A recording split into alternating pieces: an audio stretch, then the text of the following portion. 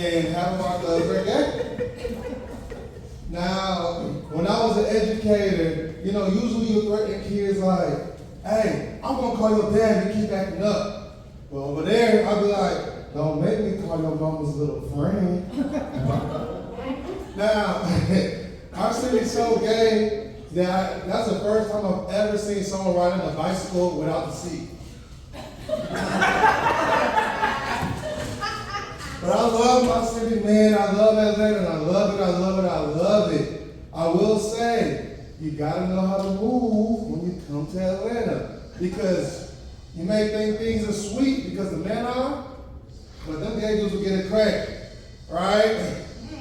So Atlanta's the one city where you get robbed by a dude in a crop top, some bedazzled jeans, and some high heels. And as he's staring down a girl with a pink gun, the last thing you hear is, pew, pew. Now, I'm all for women empowerment. I'm an educator, right? I work in education, so I would love to see, the young ladies and the women be empowered. I actually was very excited for a second woman to come into the Oval Office in my lifetime, right? I wanted to be part of that history. Now, one thing I don't like is how people try to erase Monica Lewinsky because she was the first woman to come through the doors of the Oval Office. But see, now I draw the line.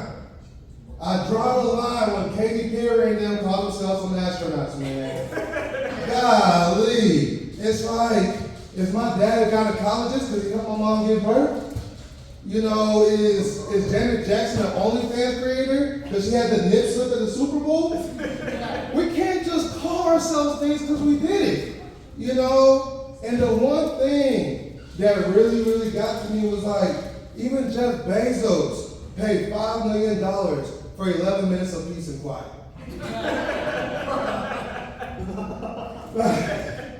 Now, coming up here from the South, man, like one thing I do appreciate, I love, y'all can cook in Washington a bit, but it's it's not like the South all the way. I feel like y'all are missing something oppression, right? Think about it.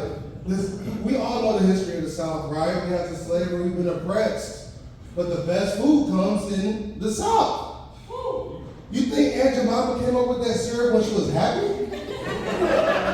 You think Uncle Ben picked those rice under favorable conditions? No, man, that's oppression that made that food that good. Now think about Canada, right? Very progressive nation, very, very progressive, right? I actually am a Canadian citizen, and really, how many times have we ever seen a Canadian-style restaurant?